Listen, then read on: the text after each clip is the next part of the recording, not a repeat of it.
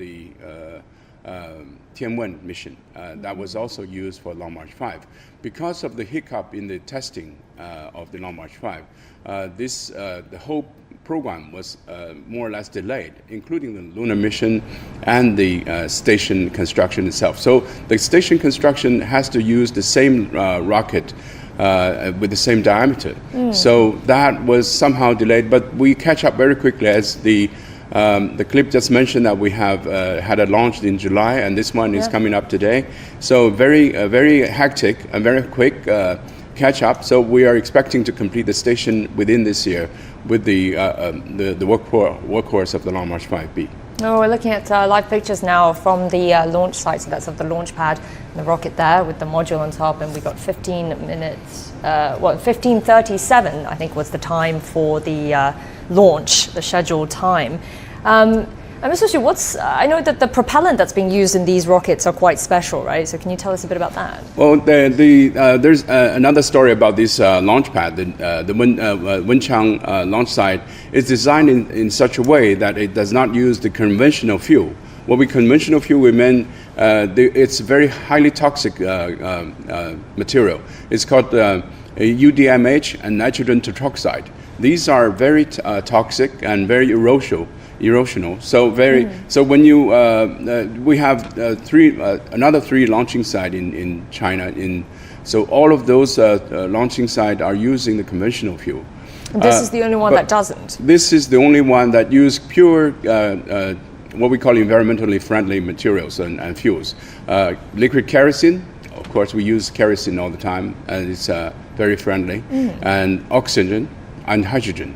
That's all they have in Wenchang. So the fueling itself, the fueling system, the launch pad, as you have just seen, are using these three fuels only. So only these are. So the Wenchang launch site is designed with the environmental concerns and also with these fuels in mind. So liquid kerosene is very efficient. And also oxygen and hydrogen is also very efficient for cryogenic engines at the core stage of the Long March 5. Why then isn't this environmentally friendly propellant, this technology applied to the other launch pads then?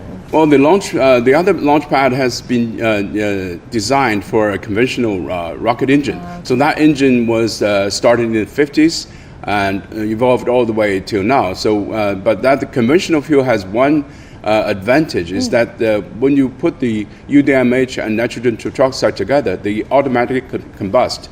You do not need to ignite itself, so it's more reliable fuel, let's say. So, and also these three launch sites has been designed with this fuel in mind, so that the fueling pumps, the containers, and everything is using conventional fuel, and you cannot modify that into a new generation what we call kerosene engine, because different fuels use different engines. Right, of course. So would you say then that the conventional fuel is also in some ways irreplaceable, or do you think one day we will see it all phased out?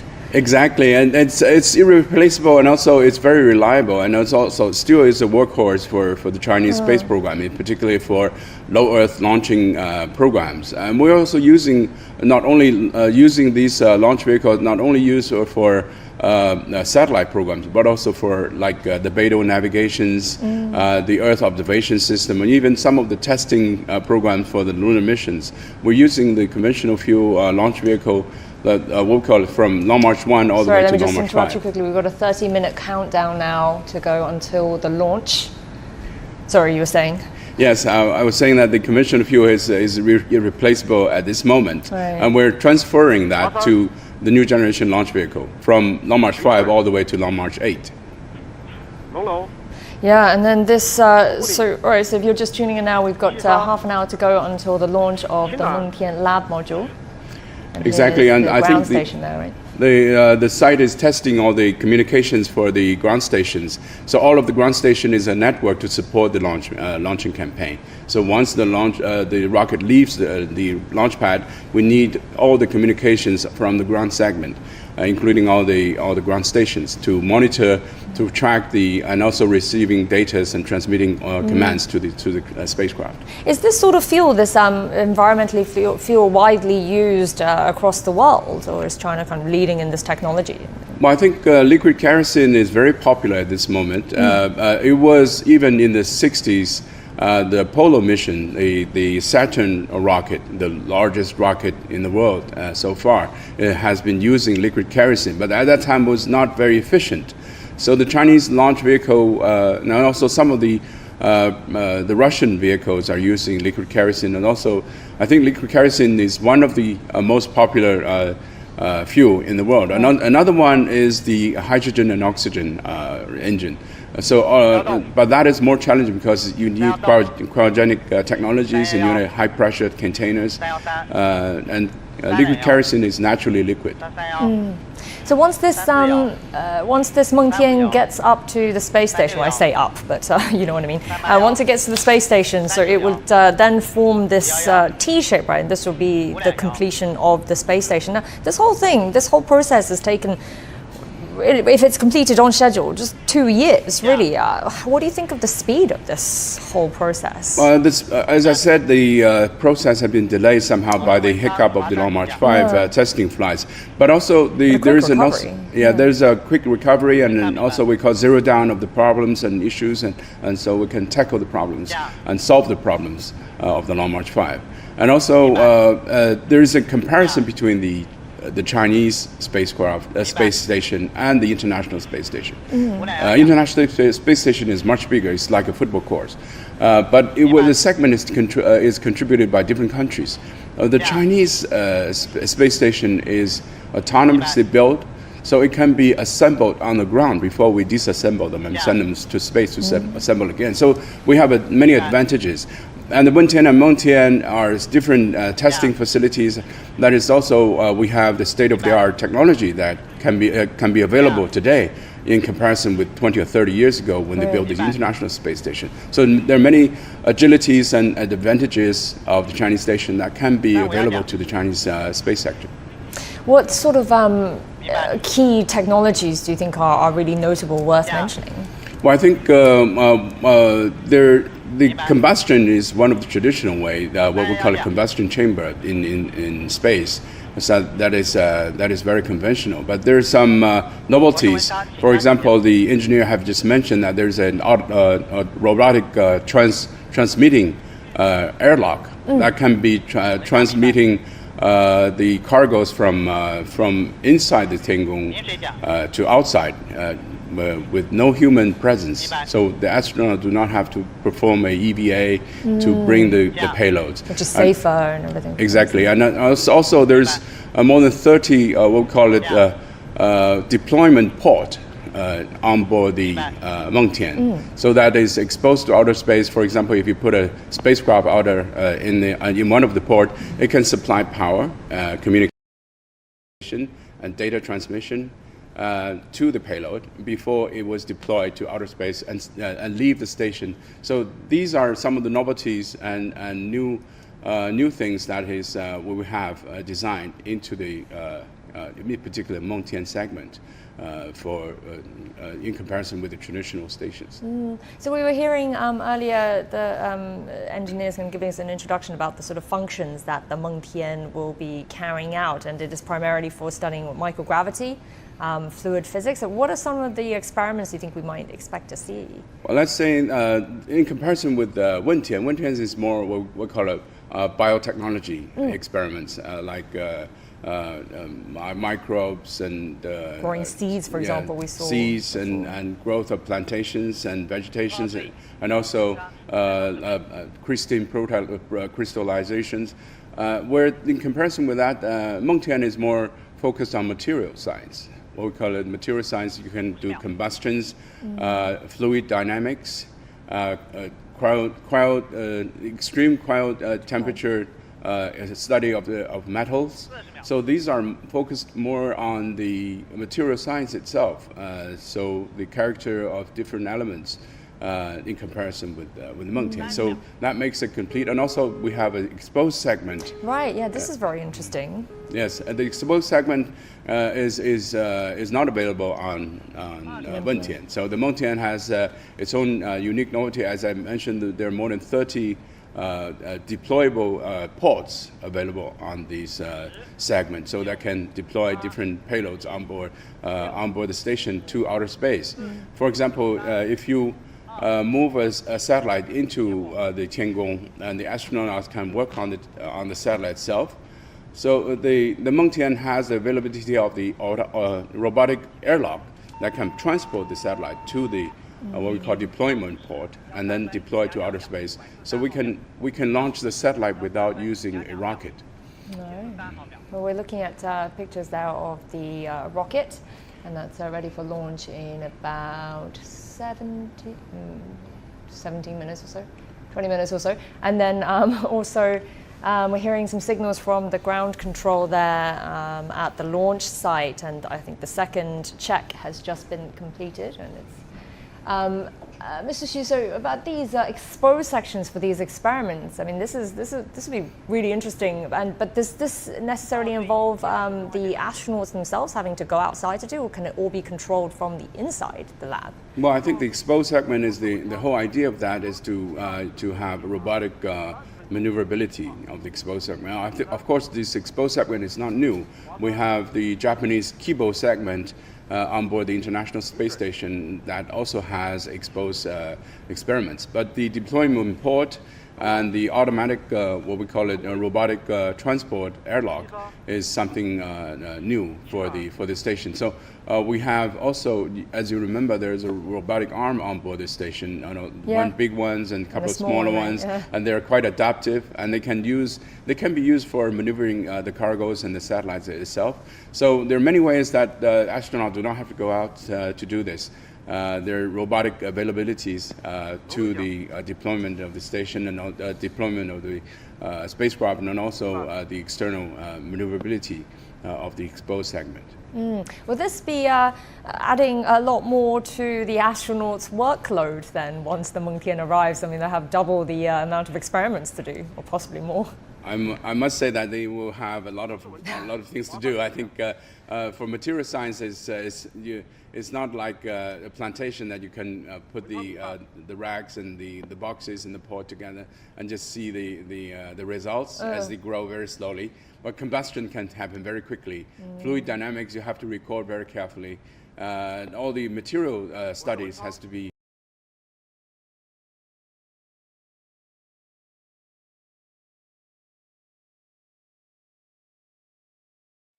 Okay, we are live now.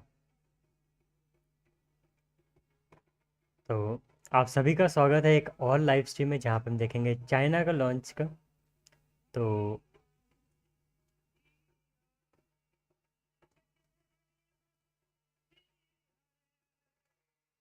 Okay या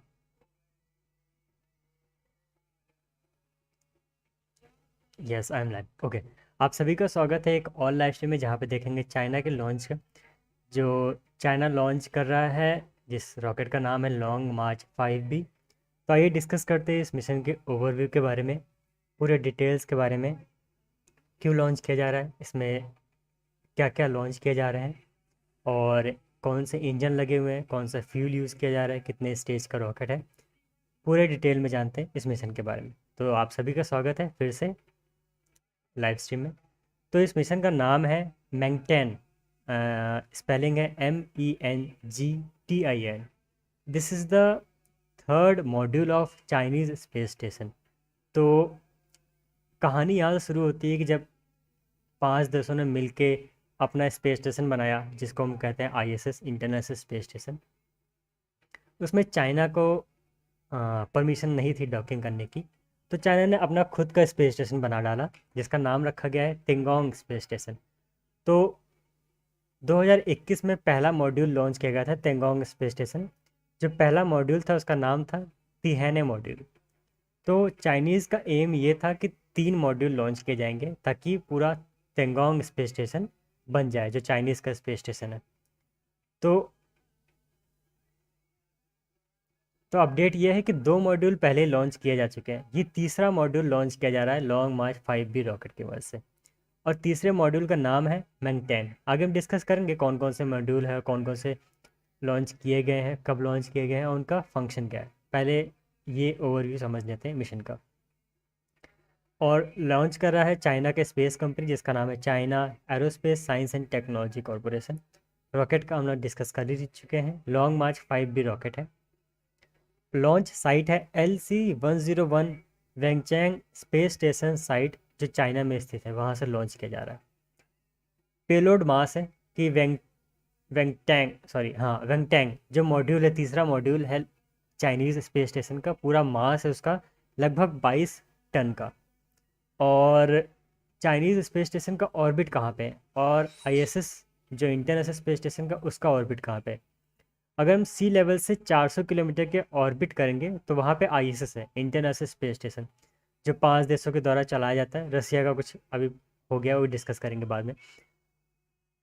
तो ये 400 kilometre के orbit पे revolve करता है। जो China का space station है वो थोड़ा सा 10 किलोमीटर नीचे है, 390 किलोमीटर के ऑर्बिट पे रिवॉल्व करता है। और इसका इंक्लिनेशन है, एंगल कितना इंक्लाइन है, वो 41.5 डिग्री है। तो ये हो गया चाइना स्पेस स्टेशन के बारे में। चाइना के स्पेस स्टेशन का नाम है टेंगोंग स्पेस स्टेशन, जो 3 मॉड्यूल से बन के बनेगा। और अगर साइज़ के बारे में बात करें कि ISS इंटरनेशनल स्पेस स्टेशन है जो, वो कितना बड़ा है और जो चाइना ने बनाया है वो कितना बड़ा है। ऑब्वियसली छोटा होगा क्योंकि एक देश की मदद से बनाया जा रहा है।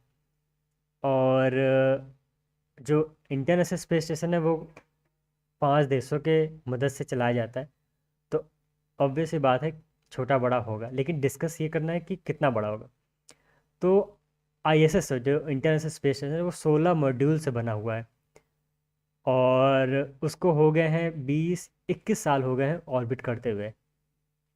और जो चाइना का स्पेस स्टेशन है वो, उसमें 3 मॉड्यूल हैं जिसमें से 2 मॉड्यूल अभी भी ऑर्बिट में है, तीसरा मॉड्यूल आज जा रहा है लॉन्ग मार्च 5B रॉकेट की मदद से। और अगर लमसम मास की बात करें तो 400 टन का लगभग है ISS, और चाइनीज़ स्पेस स्टेशन का टन है लगभग 80 से 90 टन। तो आपको थोड़ा सा आइडिया लग गया होगा कि कितना डिफरेंस है साइज़ में।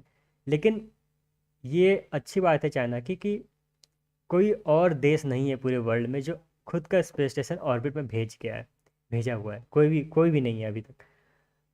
आगे प्लान है, वैसे आगे डिस्कस करेंगे इसी वीडियो में ही, कि एक और स्पेस स्टेशन बनने का तैयारी है, उसके बारे में डिस्कस करेंगे। ओके, हाँ, अब डिस्कस करते हैं नाम के बारे में कि इनका नाम जो रखा गया है तेंगोंग, तिहैने, मेंगटेन, वेंगटेन और तेंजाऊ, सुज सुजैन सुजैन सुनटैन, या। तो इन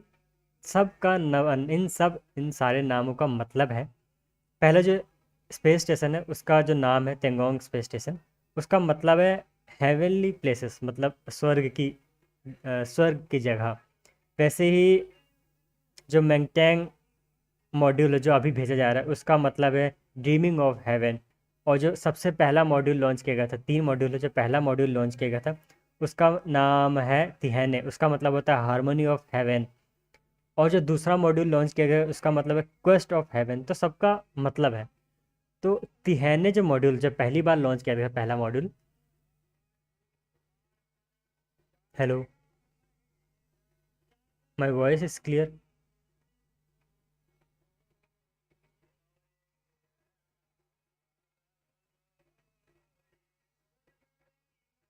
ओके, आवाज़ आ रही होगी, ठीक है।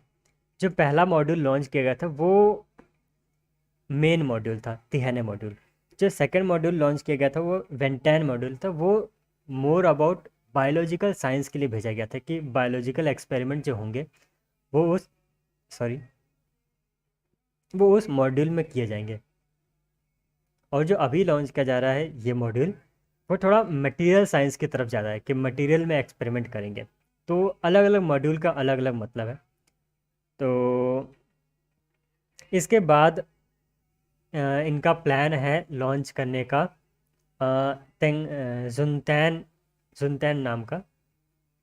वो एक टेलीस्कोप है। Just a minute. So this umbilical cord is for providing, as you see, it's connected to the fairing itself, very much on top of the rocket. It is providing the electricity, communications, and battery support to the payload itself. Let's say the Mengtian segment itself. So there are different payloads that needs to be charged and electronically switched on for the whole process, so that you can follow not only the rocket itself but also the Mengtian itself before it perform a number of maneuvers. For example, once it's inserted in orbit, it has okay 10 minute बाकी है launch करने में, discuss कर लेते हैं mission के बारे में। तो ये रॉकेट है 2 स्टेज का रॉकेट है, जिसमें पहले स्टेज जो साइड बूस्ट है वो लिक्विड इंजन से, लिक्विड प्रोपेलेंट से यूज़ किया जाता है। उसमें यूज़ किया गया है RP1 और लिक्विड ऑक्सीजन, और जो मेन कोर है वो यूज़ किया गया है hydrogen, obviously liquid hydrogen and liquid oxygen. तो ये था चाइना के स्पेस स्टेशन के बारे में। जो अगला लॉन्च होगा वो सुनतैन एक स्पेस टेलीस्कोप होगा, जो अगले साल लॉन्च होगा लगभग 2023 में। और तेंजाओ हेवनली से ओके। अब इंटरेस्टिंग बात यह है कि ओके 13 मिनट बाकी है, we discuss about okay that's good, we can discuss more about the update and technical details of the mission.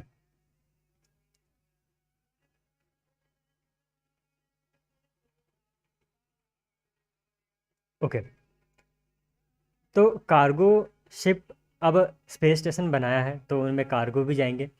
तो अभी का अपडेट ये है कि उसमें 3 एस्ट्रोनॉट हैं जिनको जो मिशन नेम दिया गया है, जैसे कि ISS पे कोई भी एस्ट्रोनॉट जाते हैं तो एक्सपीडिशन कौन सा लॉन्च किया जा रहा है, मतलब अगर कार्गो जाएंगे तो एक्सपीडिशन बोला जाता है। एक्सपीडिशन 63 मिशन, एक्सपीडिशन 64 मिशन, जिसमें हर एक्सपीडिशन में 6 या फिर 3 के हिसाब से एस्ट्रोनॉट जाते हैं। तो वैसे ही चाइना के स्पेस स्टेशन में जाते हैं टाइकोनॉट्स, क्योंकि चाइना का अगर एस्ट्रोनॉट जाएंगे तो उनको टाइकोनॉट्स बोलेंगे। तो टाइकोनॉट्स जब जाते हैं उनको सेंजाओ बोला जाता है, सेंजाओ मिशन किया जाता है।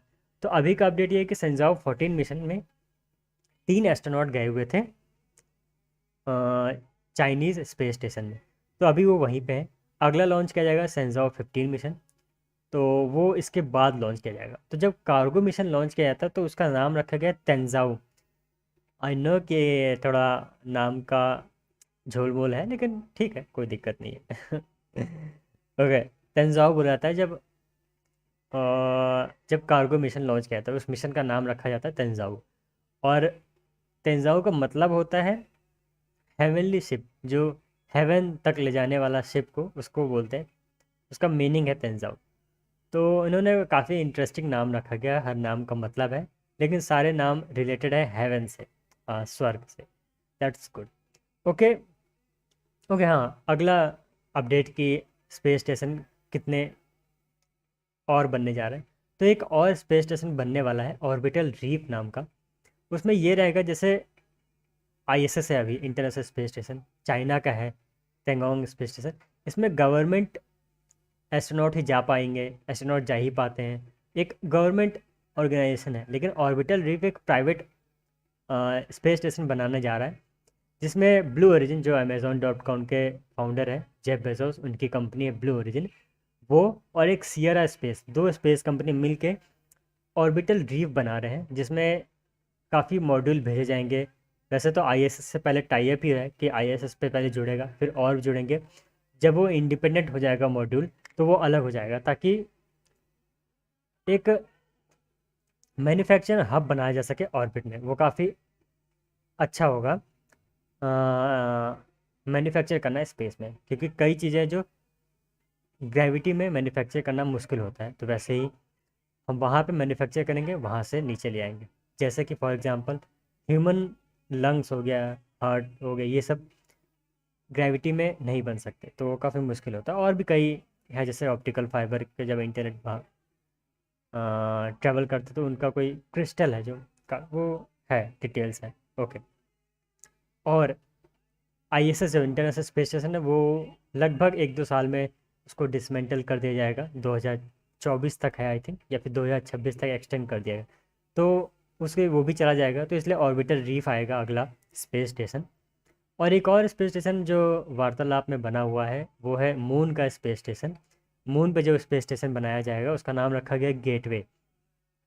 तो देखते हैं, अभी पूरा कंफर्म नहीं है कि गेटवे बनेगा या फिर नहीं बनेगा, ये एक अलग डिस्कशन है, क्योंकि कई लोग मानते हैं बनेगा, कोई लोग मानते हैं नहीं बनेगा। वो डिपेंड करता है आर्टेमिस मिशन पे, जो नासा का आर्टेमिस मिशन है। वैसे 14 नवंबर को लॉन्च होने वाला Artemis mission. That's interesting to see that. Okay, ये पूरा अपडेट हो गया। रसिया ने शायद इंटरनेशनल स्पेस स्टेशन से अपना हाथ हटा लिया 2026 तक, उसके बाद वो अपना कोई भी पार्टनरशिप नहीं रखेगा। तो जो अभी इंटरनेशनल स्पेस स्टेशन है उसको तो रिटायर होना ही है, क्योंकि 20 साल का टाइम लिमिट था और अभी ये 21वां साल चल रहा है। तो 2-4 साल और चलेगा, उसके बाद उसके डी ऑर्बिट करना ही पड़ेगा। तो इसलिए ऑर्बिटर रीफ बन रहा है। चाइना के पास अपना तेंगोंग स्पेस स्टेशन है, मून के पास गेटवे स्पेस स्टेशन बनाने की तैयारी हो रही है। लेट्स सी कि कितने स्पेस स्टेशन अपने पास रहते हैं। जितने होंगे उतने ही काफ़ी अच्छा रहेगा। तो आइए देखते हैं अब लाइव स्ट्रीम में वो लोग क्या बातें कर रहे हैं और क्या अपडेट मिल रहा है, फिर हम लोग देखते हैं, एंजॉय करते हैं launch. Let's go. For the rendezvous and docking. So rendezvous docking is very important and very precise, because if you have a collision, that means a catastrophe, because there will be an air leak and many other things. This happened in the Russian station, called Mir station. They had this accident before, so it has to be very careful in rendezvous and docking and very precise. You have to use laser beams and optical alignment and also control of the speed. They would have prepared for this. This was prepared as this was mentioned, that this segment is prepared in Shanghai.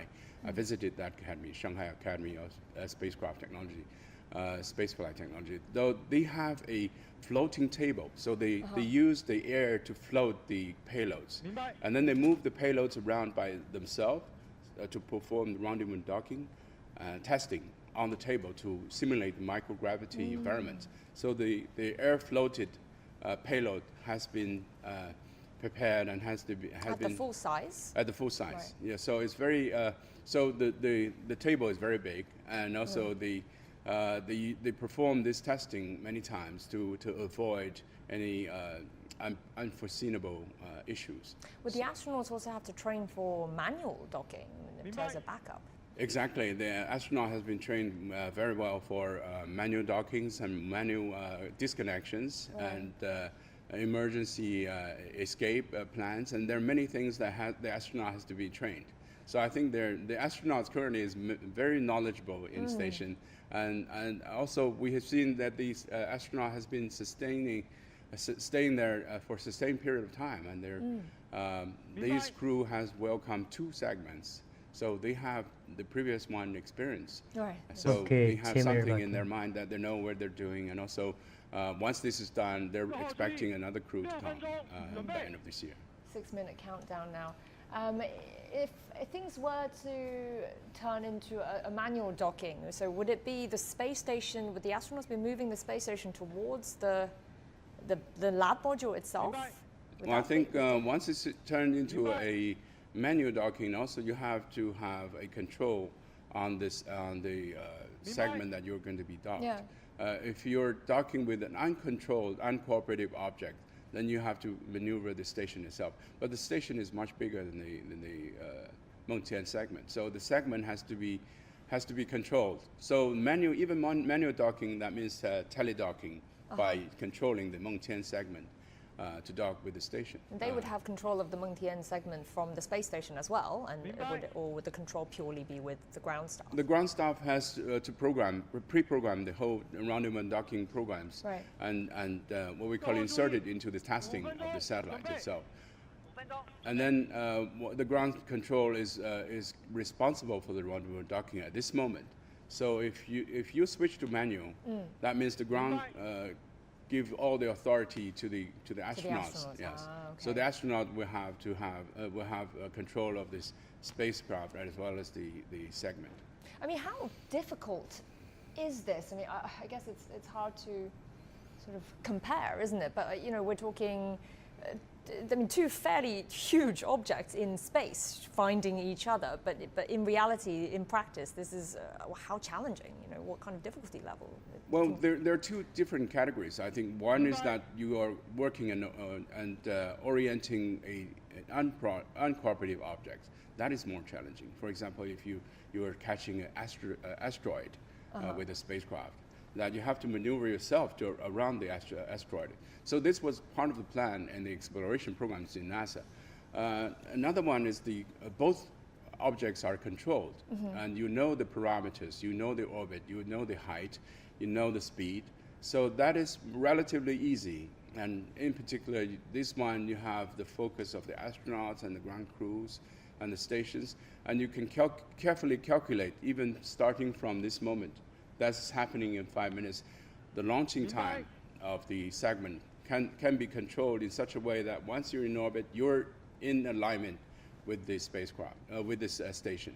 So that is more or less, if you control the Mengtian precisely, that can have very easy rendezvous and docking. But as I mentioned in the beginning of the program, that the Mengtian is massive and one of the largest payloads we have done so far. So maneuverability is very important, in particular once it's in orbit. The 23 metric ton needs to be maneuvered very carefully. 3-minute countdown now. But in the 3 minutes that we have, Mr. Xu, so I just want to wrap my head around something, if you're going to just explain to me. So, I mean, these objects, so the space station is, if left to its own devices, it drifts, right, in space. So then do these it turns, tumbles, drifts, and comes down. I mean, we had experienced this before at the previous mission of the testing mission. That was uncontrolled. Okay. So once you're not controlling this, it will come down gradually, and after 250 kilometers altitude, it comes down very quickly within weeks. So now we're talking about, for example, the International Space Station. It is fueled by the Russian. So the Russian is responsible for maintaining the altitude of the station. So you have to constantly fuel them. Within a 1 minute, they are launching the Long March 5B rocket. Let's see. Can be flying, not tumbling, not turning. If it's uncontrolled, anything can go. So right now, to prepare for this docking, the astronauts will have to essentially adjust the space station to the right altitude, but also attitude, right? Is this the right word for this? The attitude, kind of its relation to something else, and keep it at that precise, I suppose, angle or whatever it is that's needed. Do they have to constantly sort of keep on the controls, or can they leave the space station to sort of do its own adjustments? But I think starting from the very first satellites, the altitude control has been automatically controlled already. Okay. So more or less, let's say the whole process is controlled by computer. So the position. 1 minute to go now. So the position is is automatically controlled, and also the attitude. So 1 minute to go, and they were preparing for ignition very soon. Okay. And how long is the journey going to take for? Roughly 10 minutes, because it's a very powerful engine, so it can go directly to the 400 kilometers altitude with 37-degree inclinations. 30 seconds to go. 30 seconds. Launch. Okay.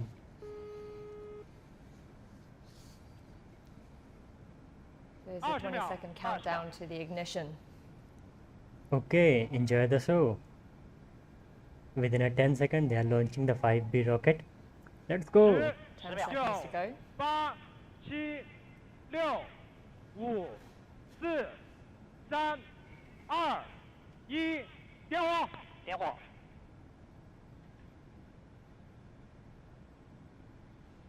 There it is. It's been ignited. 起飞，姓名153拐分2.3秒，191毫秒，153拐分2.3秒，191毫秒。Has lifted off. The Mengtian lab module has cleared the launch pad. got a pretty good view from where they are. Exactly, and also you have heard that the technicians have reported the timing. That is the route timing for calculating the orbit. So that timing is very important for calculating when it is to be separated to orbit, and then this is very important for the preparation of rendezvous and docking. So you see, this is the optical tracking. So this can be only seen by an optical telescope.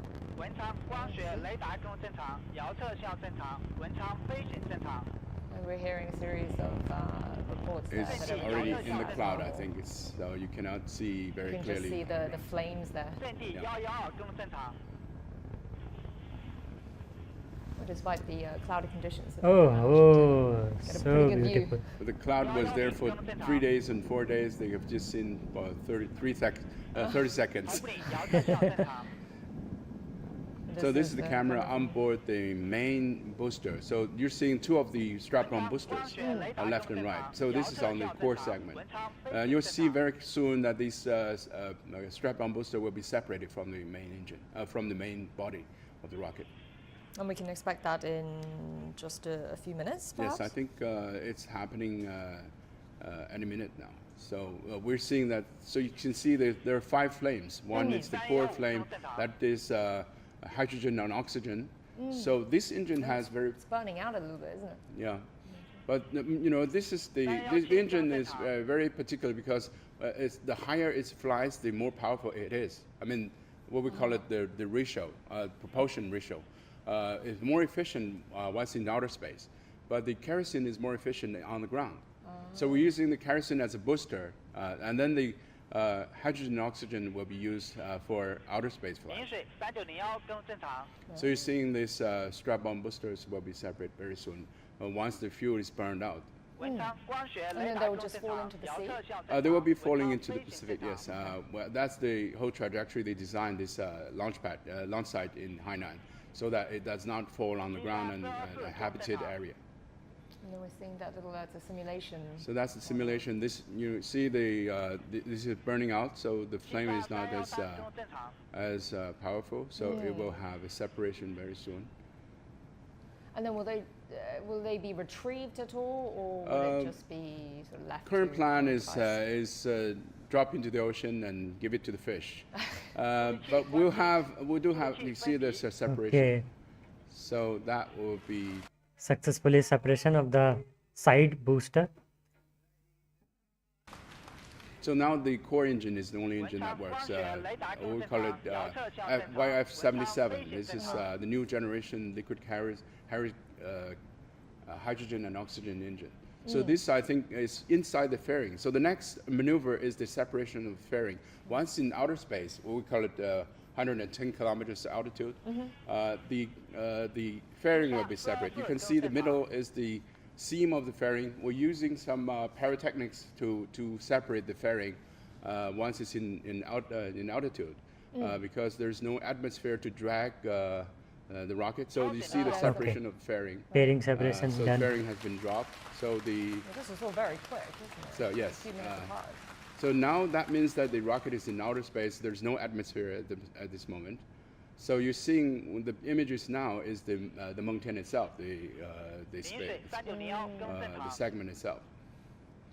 So the next move would be the separation between the Mengtian and the rocket itself. Right. And the finale would be the deployment of the solar panel. So that's what we would be considered as a success of the mission. That once you deploy the solar panel, that means that you have a right altitude and a right orbit, Right. and you are ready to perform the rendezvous and docking. So that's the main booster that's still going there, right? That we can see the Oh yes, simulation. that's the what we call it the single stage rocket because the strap-on booster with the one engine can kick the whole payload into orbit.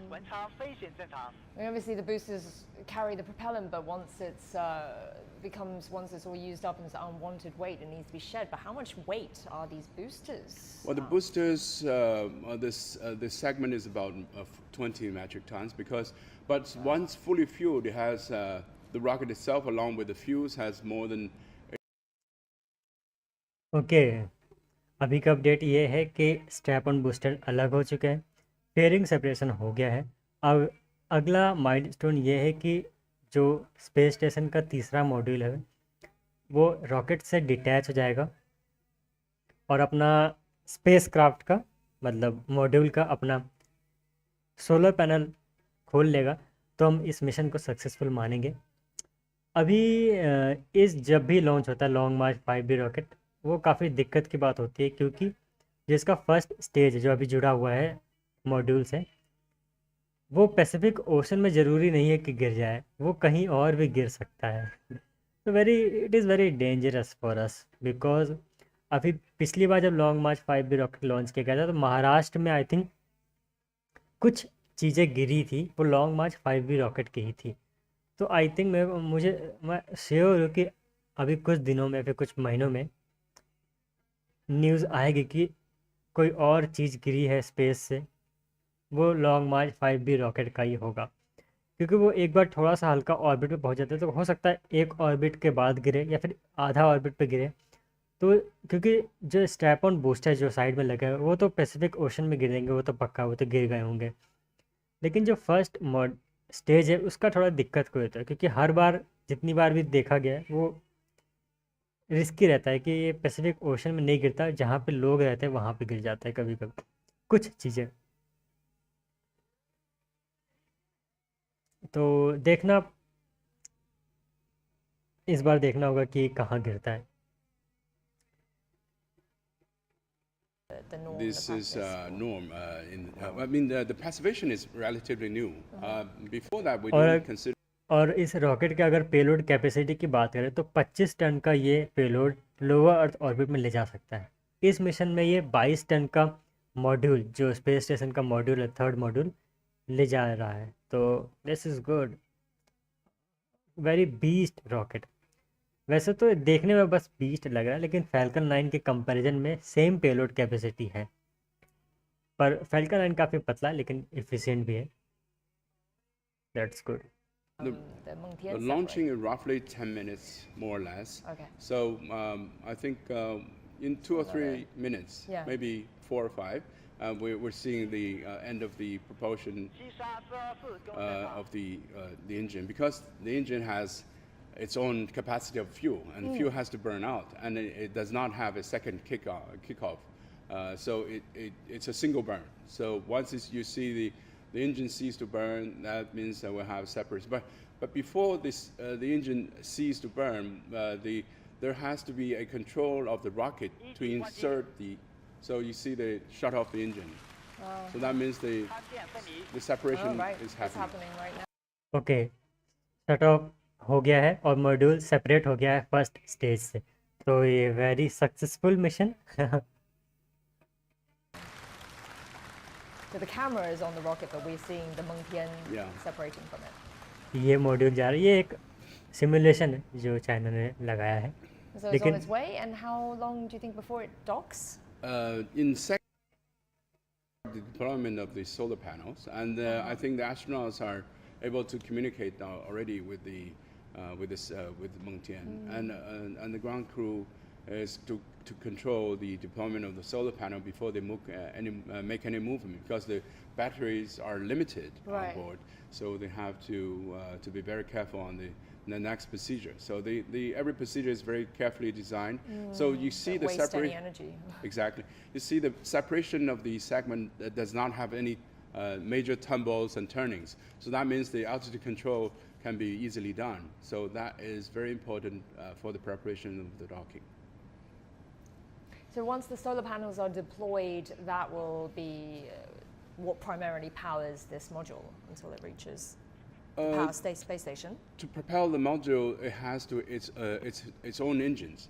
What we call an attitude control engine. Which is So powered by, now its own batteries. Not by but battery, it's powered by fuel. by the fuel. Okay, Yeah, okay. we'll call satellite fuels, and these fuels are only for spacecraft, not for rocket engines. But these are small engines that have, very small newtons of push power, so it can control the attitude of the spacecraft. The solar panels providing electricity and solar powers to power up the station, and also to provide communications and vital controls of the station. So then the solar panels that you were saying that will be soon deployed, these big solar wings, that they also are very important to powering this. Would they be used? Would that be powering it at all? Or I think those solar panels, they're not going to deploy the big solar panels, because big solar panels has to be deployed once it's connected to the station. It's very large, and once you deploy that, it can be hard to maneuver the spacecraft. So everything that can be done to control the spacecraft for rendezvous docking is being considered at this moment. As you have just mentioned, the solar powers and electricity for propulsions, this is new technology, very new technology. We're using electricity to propel the spacecraft. We use what we call a plasma engine. This is very new technology that has been developed by some countries, in particular for smaller adjustments. So you do not have to carry fuels on board the satellite and have a longer sustain of the spacecraft in orbit. So they use to convert the electricity into propulsion. This is a very new thing that is happening at this moment. The docking process itself, I mean, is that a very lengthy process? Not very lengthy, but it has to.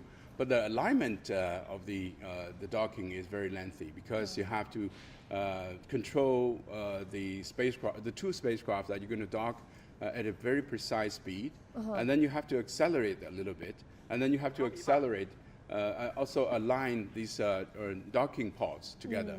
So it has to be 180-degree and very precise. Particle and vertical and horizontally precise, and the speed is very important. And you have to control the speed, and also there's an automatic locking. Once you dock that, there's a locking device, and also a connection of the fuse and pipes and cables. That is also very important. So all of this alignment takes some time, but the final docking happens just a few seconds. Right.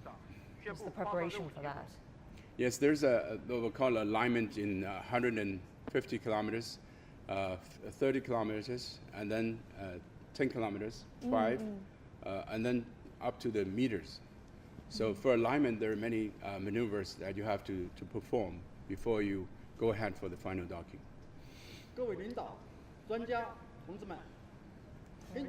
Distinguished guests, their leaders, according to the flight data of Long March 5B Y4 and according to the calculation of Beijing Space Control Center, our Mengtian lab module has entered in the orbit successfully. Now I would like to announce a successful mission has been accomplished.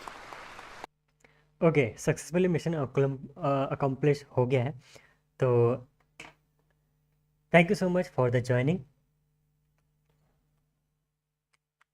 Thank you so much for the journey. अगर आपने ये पूरा video देखा उसके लिए बहुत बहुत शुक्रिया. अगला लॉन्च हम लोग देखेंगे फैल्कन हैवी का, जो कल लॉन्च होगा. वो काफ़ी इंटरेस्टिंग लॉन्च होगा, क्योंकि दुनिया का सबसे एडवांस रॉकेट है फैल्कन हैवी, जो 2 स्टेप ऑन बूस्टर भी लैंड किए जाते हैं. वो देखना काफ़ी एक्साइटिंग होगा. तो हम फिर कल मिलेंगे लगभग शाम को 6-7 बजे, क्योंकि फैल्कन हैवी तभी लॉन्च होगा. और I am excited for falcon heavy launch. अभी का अपडेट ये है कि ये मिशन पूरी तरह सक्सेसफुल रहा है. अब अगला नेक्स्ट माइलस्टोन ये रहेगा कि सोलर पैनल डिप्लॉय कर दिए जाएंगे, छोटे वाले. फिर उस ऑर्बिट में मैनूवर करके डॉक किया जाएगा. तो congratulation China, and thank you so much for the joining. I'm going to end this live stream and we will meet in Falcon Heavy launch. Tomorrow we will meet. Thank you so much. Bye bye. Take care.